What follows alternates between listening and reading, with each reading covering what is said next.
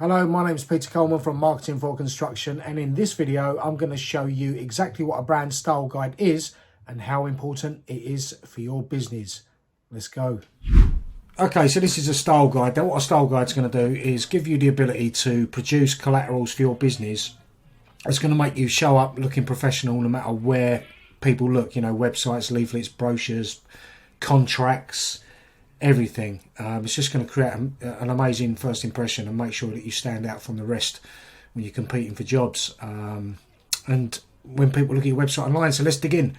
Okay, so this is a style guide. There's a welcome section in now of what's inside, the intent of this guide, using our brand materials.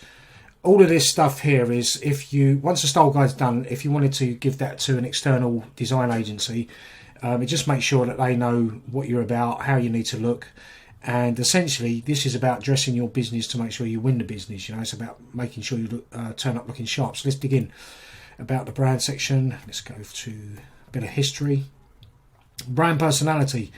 So if you think about describing your business as if you was describing a person, what words would you use to describe your business? Honest, you've got integrity, you're thoughtful, you're caring.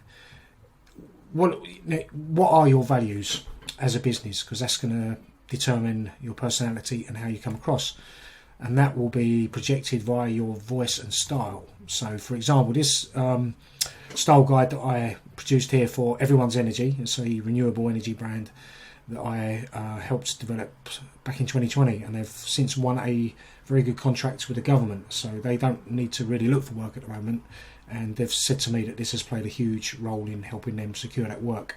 So I'll just read you the first paragraph. We speak to our customers, our team and others with kindness, consideration and confidence. We're genuine, honest, transparent, friendly and relatable.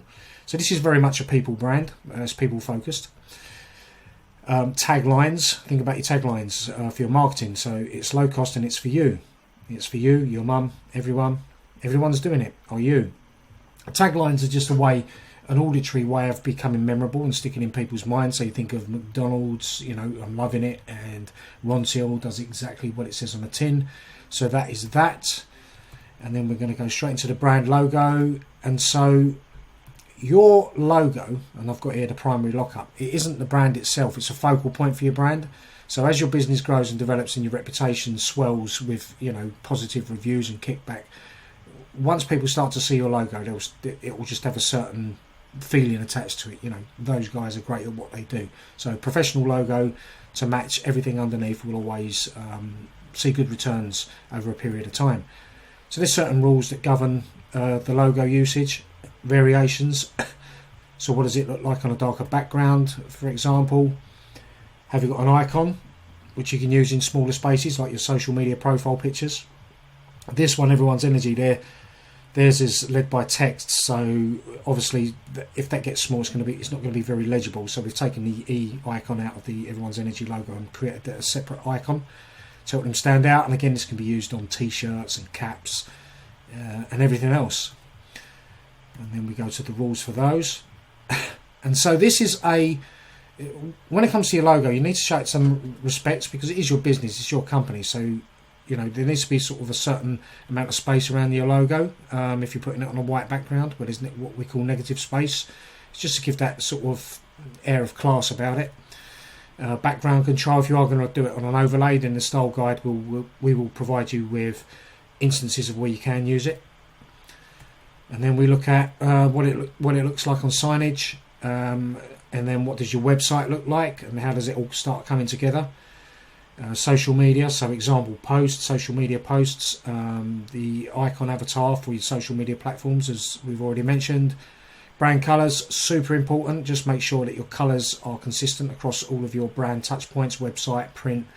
There are key elements. So the CMYK, that's for your printers if you're going to get something printed like brochures, etc. Your RGB colours and your hex codes are for making sure that all of your colours are consistent across your social media and your website, etc. And then we move on to approved pairings. This is very good if you've got or if you plan to have subdivisions of your company. So you might have a subdivision. Everyone's Energy have not expanded out to that yet, but we've sort of future-proofed that to say, right, okay, if they're going to start doing a specific product or service that's particular to a specific market, then they've got those options there. And then typography, this sits in the same sphere as graphics and the logo and everything else. It's got to be consistent. So we would typically have a selection of fonts that you can use for your brand. Wouldn't pick too many. You don't want to get it to overload it with too many fonts, maybe 4.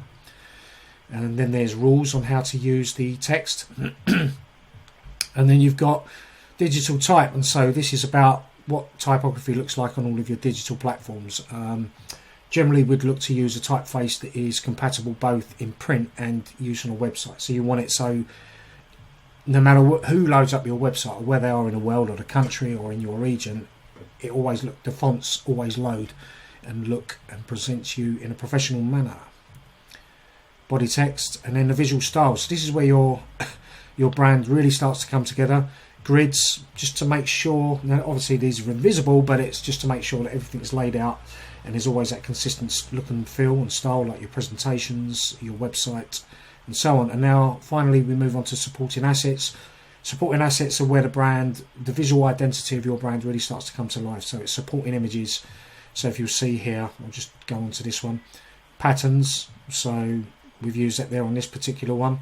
So bespoke patterns to really give that unique flavour to your brand. And then photography, everyone's energy is a people focused brand, so there's going to be photos of people, nice and colourful to draw attention. And then what does that look like when it's put onto brand collaterals? Okay, so business cards, printed ads, so these leaflets, flyers, etc. So you can see that everything's all starting to come together now with the consistency of fonts, the logos in the right place, with the variants on colours. And that is very much it. So if you've got any questions around branding your business or any of that nature, then do please get in touch and I will answer any questions as soon as I can. Thank you very much for your time. Most appreciated. Take care. See you soon.